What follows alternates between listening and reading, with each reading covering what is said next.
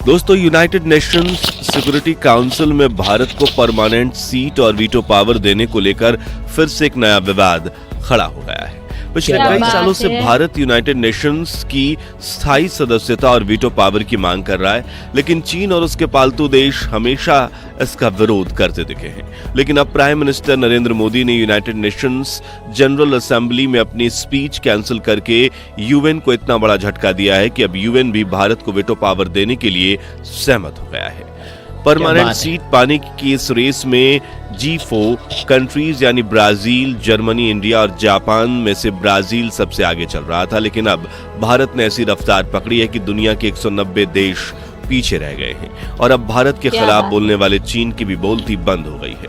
पूरी डेवलपमेंट क्या है जानेंगे इस वीडियो में, लेकिन उसके पहले प्लीज आप वीडियो को लाइक और चैनल को सब्सक्राइब कर दीजिए। दोस्तों, veto power United Nations security council का एक ऐसा अधिकार है जिसके जरिए यूएन के स्थायी सदस्य किसी भी निर्णय, कानून या ऑफिशियल एक्शन को नकार सकते हैं और इस वक्त ये ताकत अमेरिका, रूस, चीन, ब्रिटेन और फ्रांस जैसे 5 देशों के पास है, जिनमें से अगर कोई एक देश भी किसी निर्णय या कानून को नकार देता है तो वो बिल पास नहीं होता, फिर भले ही सामने सभी 194 देश उस निर्णय के पक्ष में क्यों ना हो।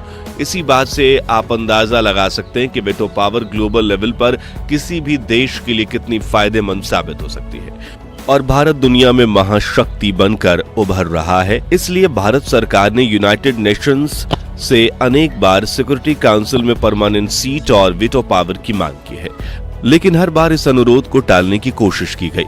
लेकिन इस बार पीएम ने यूएन को ऐसी चेतावनी दी है कि हर तरफ बवाल मच गया है और अब यूनाइटेड नेशंस में परमानेंट सीट पाने के 4 दावेदार ब्राजील, जर्मनी, इंडिया और जापान में भारत की पोजीशन सबसे पावरफुल हो चुकी है। दरअसल इन 4 देशों में से जर्मनी और जापान को वीटो पावर देने के खिलाफ रूस और चीन दोनों खड़े हैं, इसलिए ये दोनों रेस से बाहर हैं, जबकि वही ब्राजील के खिलाफ अमेरिका है। इस कारण ब्राजील भी काफी पीछे हो गया। हालांकि हमारा जानी दुश्मन चीन हमेशा भारत को वीटो पावर देने के विरोध में खड़ा होता है, लेकिन अब भारत का पलड़ा ज्यादा भारी हो चुका है।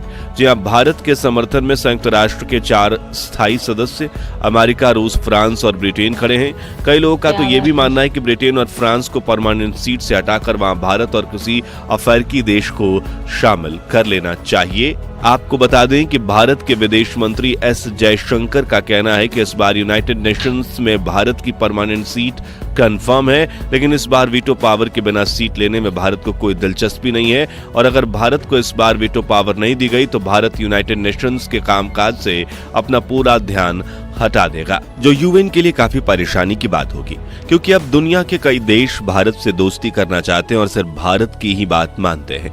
ऐसे में भारत के अलग होने से यूएन का दबदबा पूरी तरह से खत्म हो जाएगा, जो वैसे ही बहुत कम हो चुका है, क्योंकि उसने ना तो रूस यूक्रेन की जंग और ना ही इजराइल गाजा के युद्ध में कोई खड़े कदम उठाए हैं। दूसरी तरफ विशेषज्ञों का मानना है कि अगर यूएन भारत को वीटो पावर दे देता है तो उसकी खोई हुई इज्जत वापस लौट आएगी और दबदबा बना रहेगा। इसलिए यूएन में एक बार फिर से ऐतिहासिक उलटफेर शुरू हो चुका है और संयुक्त राष्ट्र महासभा के अध्यक्ष डेनिस फ्रांसिस ने भारत को लेकर बहुत बड़ा ऐलान कर दिया है। उनके ऐलान से साफ हो चुका है कि भारत का कद दुनिया में हद से ज्यादा बढ़ चुका है और ग्लोबल मामलों में इसका योगदान लगातार बढ़ रहा है। उन्होंने कहा कि भारत संयुक्त राष्ट्र में एक मजबूत नेता बनकर उभरा है और भारत का यह रोल भविष्य में और भी मजबूत होगा, इसलिए उसे सुरक्षा परिषद का स्थायी सदस्य जल्द बनाने की उम्मीद है। बता दें कि फ्रांसिस इस साल जनवरी में भारत की यात्रा पर थे, जहां उन्होंने नई दिल्ली, जयपुर और मुंबई में सरकारी अधिकारियों और लोगों से बातचीत की थी और एक महाशक्ति के रूप में उभरते हुए भारत की ताकत को पहचाना था।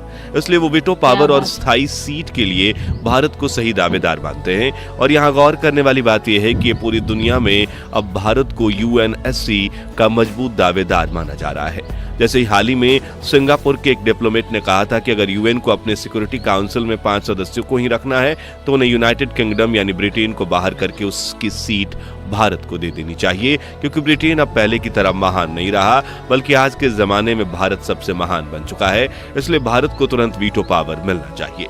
ध्यान से सुनिएगा दोस्तों, इस वक्त यूएन की सिक्योरिटी काउंसिल में मौजूद देशों में से अमेरिका खुद को विश्व गुरु मानता है। रशिया कभी अपना सिर नहीं झुकाता, फिर भले ही वो गलत क्यों ना हो। चीन की तो विचारधारा ही दुनिया भर में गरीब देशों को हड़पने की है और वो अपने फायदे के अलावा कोई काम नहीं करता। जबकि ब्रिटेन और फ्रांस तो हमेशा खबरों से गायब ही रहते हैं, यानी विश्व स्तर पर अब इनका कोई दबदबा नहीं रहा। जबकि दूसरी तरफ भारत हमेशा शांति बनाए रखने में विश्वास रखता है, इसलिए तो नो फर्स्ट पॉलिसी फॉलो करता है, यानी भारत सामने से कभी युद्ध नहीं छेड़ता। वरना जिस पाकिस्तान को भारत चींटी की तरह मसल सकता है, वो आज भी बंदर की तरह फुदकते हुए कश्मीर क्यों मांगता है? बंदर की क्योंकि भारत उसके मुंह नहीं लगना चाहता। इसके अलावा ग्लोबल लेवल पर भी भारत की काफी इज्जत है।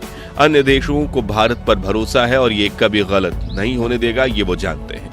और अगर हम यूएन की स्थापना की बात करें तो इसका मुख्य उद्देश्य ही दुनिया भर में शांति बनाए रखना है। ऐसे में इस संगठन को भारत जितना काम आ सकता है, उतना ही कोई और देश काम नहीं आ सकता। और यूएन के नाजुक हालात देखकर उसके भविष्य की बात करें तो हमें राष्ट्र संघ यानी लीग ऑफ नेशंस की याद भी आ जाती है। 20वीं सदी की शुरुआत में बने अंतर्राष्ट्रीय संगठन का मुख्य उद्देश्य था कि वह विश्व शांति बनाए रखने में मदद करेगा और अलग अलग देशों के बीच विवादों को सुलझाएगा ताकि युद्ध जैसी स्थिति ना बने। लेकिन इस संगठन को एक बड़ी असफलता का सामना करना पड़ा, अंततः यह ध्वस्त हो गया। इसका मुख्य कारण यह था कि कुछ बड़ी और महत्वपूर्ण शक्तियां जैसे संयुक्त राज्य अमेरिका इस संगठन से अलग हो गई या उसमें शामिल ही नहीं हुई। ठीक वही हाल अब यूनाइटेड नेशंस का हो सकता है, क्योंकि अगर इस बार भारत को सिक्योरिटी काउंसिल में सीट नहीं मिली तो वो यूएन से अलग हो सकता है और इस वक्त दुनिया की सबसे उभरती हुई महाशक्ति भारत है। वहीं लीग ऑफ नेशंस के ध्वस्त होने के अनुभव से यूनाइटेड नेशंस के संस्थापकों ने यह सबक सीखा था कि अगर किसी बड़े और शक्तिशाली देश का सहयोग नहीं मिलता है तो वह संगठन से अलग हो जाता है, तो संगठन कमजोर हो जाएगा और संभवतः ध्वस्त भी हो सकता है। इसलिए संयुक्त राष्ट्र की स्थापना में सुनिश्चित किया जाएगा कि सभी बड़े और महत्वपूर्ण देशों की सहभागिता हो और उन्हें एकजुट रखा जाए ताकि संगठन मजबूत और प्रभावी बना रहे। ऐसे में उन्हें भारत के साथ की सख्त जरूरत है और यूएन को भारत पर पूरा भरोसा है कि वो वीटो पावर कभी गलत इस्तेमाल नहीं करेगा। ऐसे में भले ही चीन भारत को वीटो पावर देने का विरोध करे, लेकिन अब उसकी कोई नहीं सुनने वाला। हालांकि पहले हालात ऐसे नहीं थे, बल्कि P5 कंट्रीज यानी अमेरिका, रूस, चीन, ब्रिटेन और फ्रांस अपनी वीटो शक्ति किसी और से बांटने को तैयार नहीं थे।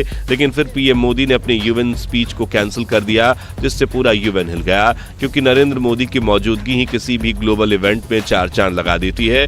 और पहली लिस्ट में तो पीएम मोदी का नाम था, लेकिन फिर भारत सरकार ने उनकी जगह विदेश मंत्री एस जयशंकर को स्पीच देने के लिए भेजने का निर्णय लिया, जो 26 सितंबर के दिन आयोजित यूनाइटेड नेशंस जनरल असेंबली में भारत का प्रतिनिधित्व करेंगे।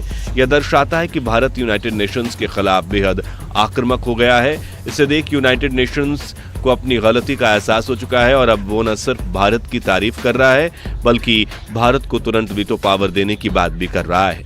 ऐसे में हो सकता है कि जनरल असेंबली में ही भारत को सिक्योरिटी काउंसिल का परमानेंट मेंबर घोषित किया जाए और वीटो पावर भी दे दी जाए। तो आज के लिए बस इतना ही। अगर आपको भी नए युग के नए भारत पर गर्व है तो कमेंट बॉक्स में जय हिंद जय भारत जरूर लिखिए। ये वीडियो अच्छा लगा हो तो इसे लाइक और शेयर कीजिए और आगे भी इस तरह के अपडेट्स पाने के लिए कृपया इस चैनल को सब्सक्राइब करके पास वाली घंटी जरूर बजा दीजिए। जय हिंद, वंदे मातरम। हेलो दोस्तों, ये वीडियो तो खत्म हो गया है। भारत को वीटो पावर देने के लिए 4-5 देश पीस में टांग अड़ा देते हैं और चाइना तो पहले टांग अड़ा देता है, ठीक है। मगर मोदी का तो निर्णय होगा कि अब हम किसी को सहायता इस वीटो पावर में रहना ही नहीं चाहते, ठीक है ना। और जो सामने से देने आएंगे तभी हम लेंगे, ऐसा मानना है। क्योंकि हमारे भाई किसी के भीख में थोड़ी ले रहे हैं, नहीं, क्योंकि हम पहले किसी पे चढ़ाई नहीं करते। हमको छेड़ता है तभी हम इसको छोड़ते नहीं है, ठीक है ना। हम शांति का पक्ष रखते हैं। ये आपको वीडियो अच्छा लगा तो लाइक और सब्सक्राइब करें और शेयर करते रहें। ज़्यादा से ज़्यादा इस वीडियो को जरूर शेयर करें और अगले भाग में मिलेंगे। तभी जय हिंद, जय भारत, जय श्री राम।